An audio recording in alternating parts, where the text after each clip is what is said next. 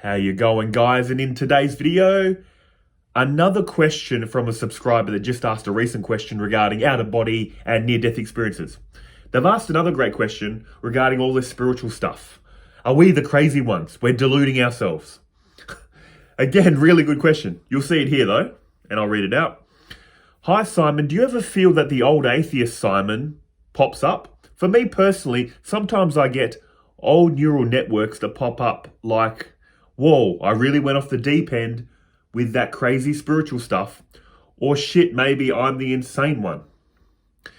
I know that feeling that you also went through of cycling through so many different philosophies and each time being so convinced that this time I know I'm right. And the algorithms only reflect back to us who we are at any present time and our beliefs, which amplifies the problem of seeking truth. But I guess it's kind of like what you said before. As long as it brings you inner peace in the present moment and is working for you, that's great. I view your channel less about full-blown spirituality and more about the mechanics of suffering. In my view, only God knows is absolute truth. And as humans, we are just trying our best to use language to try to conceptualize the absolute to the best of our abilities. I say this every time because I think it's true. Really great question. Really great question. Because I really want to drill home this fact about Advaita Vedanta. This is what this video is going to be about. Why Advaita Vedanta is the final truth. Because they mentioned we always think we're right. We're always trying to seek truth. And Advaita Vedanta is going to tell you, you are the truth. That's why you cannot seek truth. You are the truth. Let's see what Advaita Vedanta is saying. So you can understand this for yourself, that you are the truth. Here's the two pillars of Advaita Vedanta. What's the only thing we know for certain? What's our only truth? Knowing you exist. That feeling, I exist, I'm aware, I'm conscious, that's the only thing you know for certain. And even an atheist was on my channel recently saying, I'm only half certain I exist. We had a little bit of a back and forth battle. I honestly feel they were thinking if they admitted that, then we have some common ground to work with. I think they really just wanted to battle me. But I'll also give them the benefit of the doubt. As another subscriber commented, they said, maybe they're not understanding your question. So fair call. What I'm saying is, do you feel aware, conscious, something's happening? That's the only truth you know. That's what Advaita Vedanta is saying. That's the foundation of your experience, our experience. This could be reality. This could be a dream. This could be the matrix. This could be a simulation. You could be some brain in a vat and you think you're living a life. Advaita Vedanta is saying the fundamental part of this teaching is who knows what you're experiencing, but the fundamental nature of your experience is you're experiencing something that is truth. It's true for me. It's true for you. It's true for anyone that can understand this question and respond. Even for the people that say, I don't exist, or I'm only half confident, you need to exist to claim you're half confident of existing. So that's the bedrock, the foundation of Advaita Vedanta. That's the only truth. Now, here's the second layer of Advaita Vedanta. Everything after that feeling of, I know I exist, I'm conscious, I'm aware, is a relative truth. That's where it all splits off into, I'm right, you're wrong. And that's where the subscriber mentioned, I had my own progression in life, which was grew up a Christian, had Christian concepts, beliefs, didn't make me happy. Slowly went to atheism, had atheistic concepts, didn't make me happy. Went into Buddhist concepts, went into Neo-Advaita concepts, then traditional Advaita Vedanta. And why is Advaita Vedanta different? Why is it the concepts to end all concepts? Because that's what it's showing you. Every other belief system is saying these sets of beliefs and ideas are true. This is really what reality is about, these concepts. Advaita Vedanta is saying everything's a concept. The only thing you know is you know you exist. That's prior to language. That's prior to thinking and feeling. All thinking, feeling, ideas and concepts comes out of that feeling of existence. And here's another trap. What is real and what is unreal? And what is apparently real? Mithya. That Mithya teaching is so critical, I've found, because people get so confused and take the teachings the wrong way if they don't understand Mithya. To sum up Advaita Vedanta in traditional language, Brahman is real, the world is an appearance. That's it. That's summed up in one sentence. What is Brahman? Pure consciousness. That feeling, I exist, I'm conscious, that's the foundation of reality, they're saying. How can you prove that? What's the radical thing you need to do to prove that? Check for yourself. Is the foundation of your experience consciousness? If you strip away consciousness, what experience can you talk about? But with consciousness, in consciousness, this world of changing appearance comes and goes. So no objective experience is essential to your life, is it? It's coming and going. But that feeling of consciousness is foundational. And then we're going to get into debates. Where did consciousness come from? The materialist says in the beginning there was unconscious objective matter that somehow gave rise to consciousness. They still haven't figured that out. That's like a magic trick. Unconscious objective matter clumped together in some form gave rise to non-objective consciousness. That's a fantasy until proven otherwise. Also, there's panpsychism, which solves the emergence problem. They say, look, okay, in the beginning there was objective unconscious matter, but also with little bits of proto-consciousness in the building blocks of reality. And when you clump them together, you get a world with conscious entities. So that solves the emergence problem, but it creates a new problem called the combination problem, which I won't get into. I want to make another video about panpsychism in the near future regarding Alex O'Connor and his beliefs on panpsychism. But again, that's just a belief. They're still scratching their head. Maybe consciousness is fundamental, but how do you clump it together to give a first-person experience? That's why Advaita Vedanta is saying the foundation of reality is consciousness. Check for yourself. That is the truth. We're seeking truth in objective reality, but you'll never find it. You'll just find relative truths. We had the relative truth and belief the earth was flat. We had the truth that the sun revolved around the earth.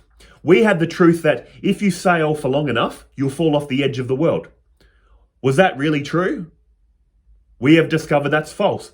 But the people thinking that, at the time and place of thinking those things, believe that to be true. There was a sense of terror if they got into their ship, don't get too close to the edge.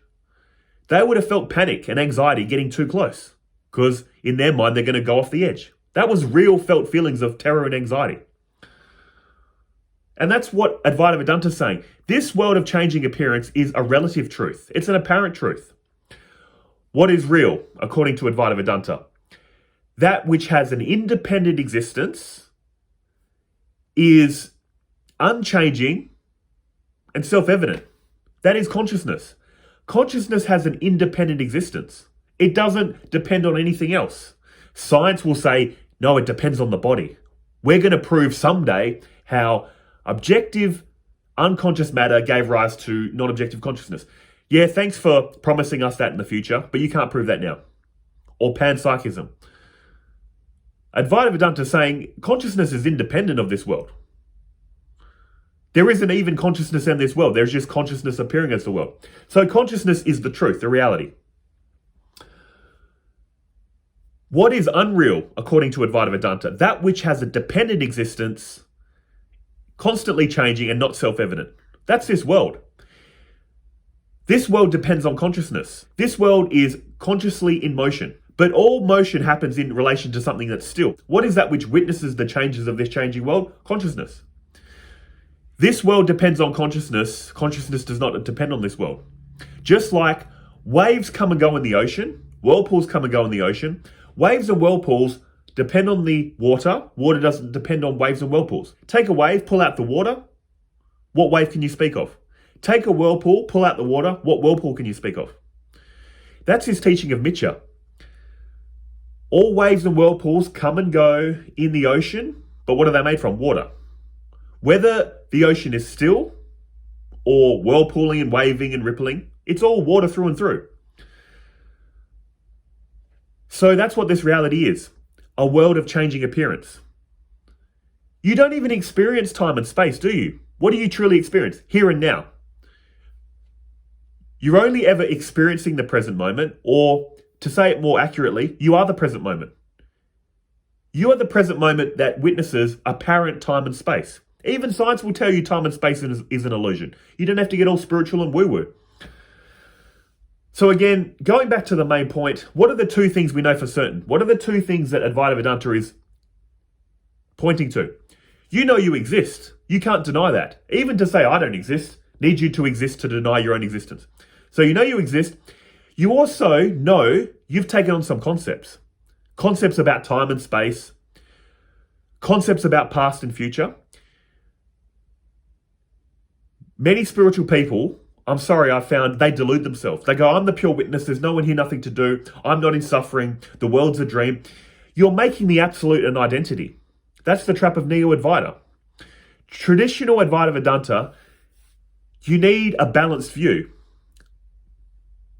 You must accept, I feel like a person living a life, trying to gain happiness, trying to avoid suffering, but also understand your transcendent nature. You have a formless aspect and a form aspect. Which is true? Both. Am I really pure consciousness or am I really this person? Sorry, you're both. Your mind wants a concrete answer, it can't.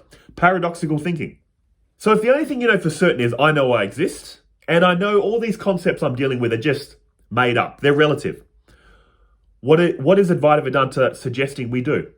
If we have to live through concepts, there's certain concepts that give us the feeling of suffering. When I think and act like this, I feel miserable. The Neo-Advaitin would say, but who is the one that is miserable? Who is the one that is desiring? Yeah, we get it. Your true self desires nothing, is not in suffering, is not in pain. But this relative self, tell that to a person in extreme agony. Tell that to a person crying because they've lost their child through cancer. Don't worry about your child. Who is the one that had the cancer?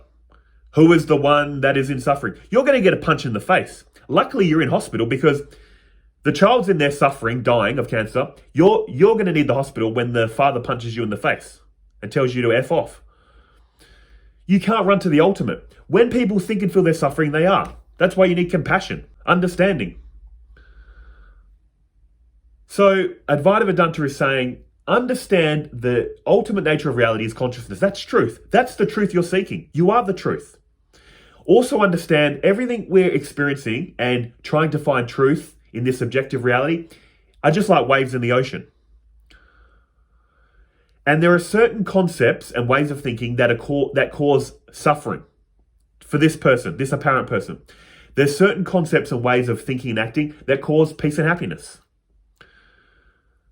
So Advaita Vedanta tells you the ultimate truth. They also give you a bunch of concepts to navigate this reality so this apparent person can feel apparent happiness. What are those concepts? Whenever you take life personal, you suffer. Whenever you make life impersonal, saying this is God's world, this is God's creation, I'm not owning and controlling anything, you get the state of inner peace and happiness. There's many techniques and ways of viewing reality, and that's the beautiful thing about Advaita Vedanta. Once you realize everything's a concept, you can switch and change your concepts according to the situation. You can go into the concept, I'm a person living a life. If it's making you happy in that moment, you can switch to I'm the pure witness when you're experiencing a lot of pain and suffering. I'm not these thoughts, I'm not these feelings. You can detach. You can switch into love and compassion. You can switch into a sense of humor. You can mold and shift your concepts once you see through the illusion of concepts. Until that point, we go from, I'm a Christian. That was my concept. I'm a Christian. I'm an atheist. I'm a Buddhist. I'm a Neo-Advaitin. I'm an Advaita Vedantan. But once you truly understand what Advaita Vedanta is saying, you realize you can put on any mask. You can read any script. Total freedom. That's the freedom you're going to experience. Understand all these concepts aren't ultimately true, but take on whatever concepts you need to get the job done. And here's another way to look at it. Whatever identity you take on depends on who you're around. For instance, just say you're a middle-aged man with children. What's one identity for you? Dad. Children call you dad. What's another identity? Son. Your parents call you son. What's another identity? Brother. Your siblings call you brother. What's another identity? Nephew. That's what your uncle or auntie call you. What's another identity? You're a boss of a company. Or another identity, you're an employee. Which identity are you? Which mask or role do you put on? Depending on who you're speaking to, who you're relating to. So again, these concepts in Advaita Vedanta take on this idea in this situation. Now take on this idea. Flip between this, flip between that. Total freedom. And just quickly, just to bring in some God, that's what they're saying about God too, by the way. Just as you can switch identities, I'm a father, I'm a son, I'm a brother, what does your partner call you? Darling, honey? Which one are you? Are you darling, honey, father, son, brother, nephew, boss? Just as we can switch identities, depending on who we're relating to, who we're interacting with, we can call God by any name. Call God Allah, call God Yahweh, call God Jesus, Krishna, Shiva, Mother Kali. It's all the same entity that we're relating to in different ways. Just quickly, for those that think you must worship God in this form and only this form, this way, that's why Hinduism is so embracing of all spiritual paths. Because they're saying we're all doing the same thing. Why are you boxing God into an identity? God has this form. Or God is formless. God can't have a form. You have a formless and form aspect. You can verify it for yourself. And which form are you, by the way? Just another quick thing. Were you the form of a 5-year-old when you were 5 or 10, 15, 20, 30, 40, 50? Your form is slowly changing as well. So which form are you? You understand your formless nature through self-inquiry. You also understand you have a current form, but this form's slowly changing. So make a choice. You can't. Paradoxical thinking. Let me just quickly read the question again. I go off into these little rants. Let me see if I'm missing anything. Oh, there's another one. I view your channel less about full-blown spirituality and more about the mechanics of suffering. Spirituality at its core was about ending suffering. What was Buddhism about? What is Advaita Vedanta about? Ending suffering. What spirituality has become in this day and age is, I'm going to call it spiritual materialism. Here's naturally what people want. They want experiences in the world to make them happy. They realize the limitations of the world, so then they turn to spirituality. Maybe spirituality will give me more experiences. And I was like this for the longest time. And that is why I slowly got away from Tibetan Buddhism and dream yoga and all those practices. Not because there's anything wrong with it, but my mindset was wrong. I got into spirituality to end my suffering, to end that void, that feeling of, is there more to life? Got into dream yoga, lucid dreaming. Then what happened? You know what I found? I became so addicted to lucid dreaming and dream yoga, and I would get annoyed and irritable.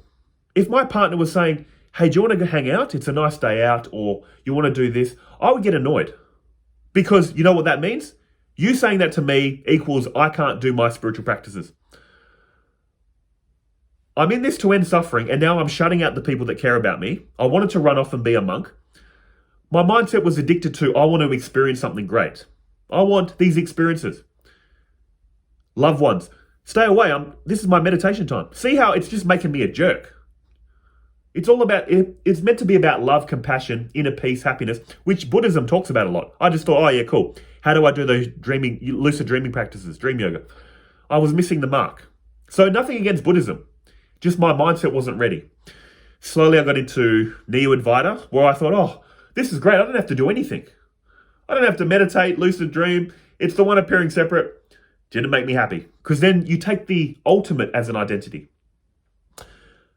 But again, what you said is correct. I'm more about the mechanics of suffering because that's what traditional teachings are about. End your suffering. And then if you so choose, get involved. Go on mushroom trips, LSD, ayahuasca. You're not going to find ultimate truth, sorry. You're going to find some amazing, mind-blowing experiences. But again, Advaita Vedanta is going to tell you, all this isn't the truth. Why is that? Because are you having these experiences 24/7? Or have they come and left? That means they're ultimately unreal. Anything that comes goes. But what is the one thing that's unchanging? The feeling of existence. So just to wind down this video, why is Advaita Vedanta the ultimate truth? It's the concept to end all concepts. And just by the way, it says this in the Bhagavad Gita. Krishna says 2 or 3 times, Scriptures are authority. The scriptures are authority. But then he says, but those who have truly understood the scriptures can discard the scriptures. Which other scripture says that? He's saying these are a tool to realize the truth and then discard them. The teachings are presented to you, then they self-destruct when you truly understand what they're saying. But again, a lot of people take this and go, oh, cool. Why read scriptures? They're ultimately not the truth. That's another trap. You try to run to the ultimate. You think, oh, I don't need all this spiritual practice. I don't need all this scripture. Even the scriptures say this is all a waste of time. It's only a waste of time. It only can be discarded once you truly understand the message. And how do you know you've truly understood the message? When you truly see everything's a concept. Even Advaita Vedanta, these are concepts.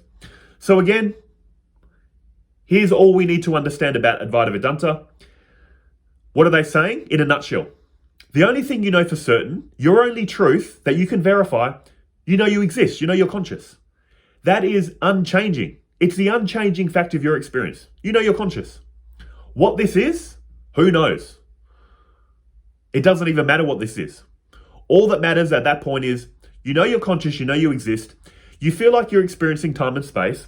There are some concepts that trap you further in this dream. What are those concepts? Oh, there's happiness in the world. If only I get this, I'll be happy. If only I do this, I'll be happy. They trap you more and more in the dream, trap in quotes. And there's certain concepts, love, devotion, service, surrender, that get you out of the dream. Ultimately, you realize I was never trapped. I was never in suffering. But while I felt I was in suffering, I need to do practices to get me out of the suffering I was never in.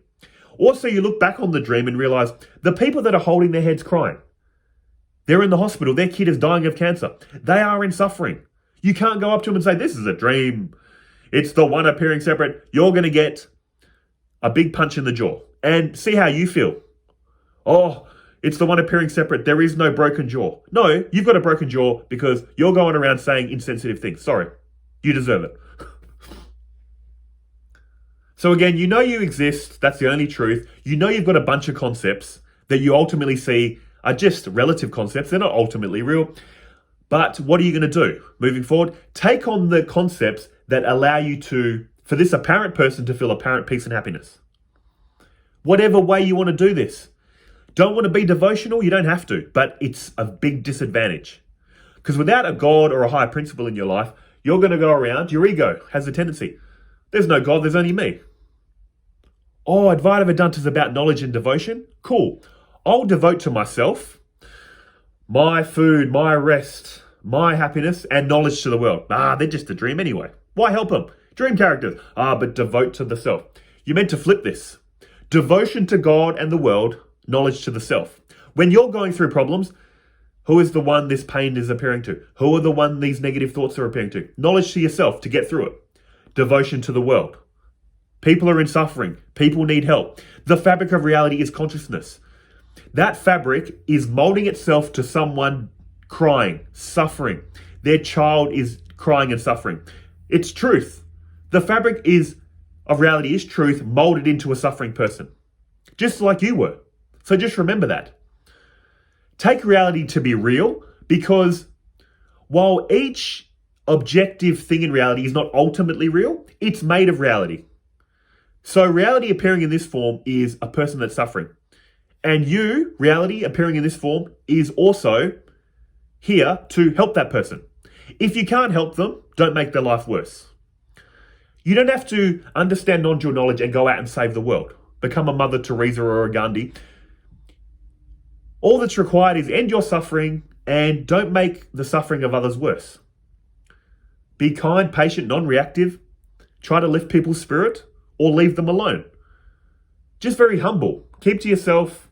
Spread as much love and happiness as you can. God has a plan for you.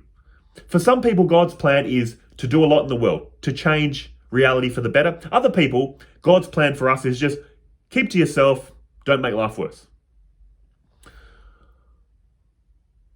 So I'll end the video and say, always operate from the root of love. Whatever you believe, whatever experiences you want to have, just be a loving, kind, patient person. Because you know what? No one cares about your experiences. what you have achieved, what you're trying to achieve. Who cares?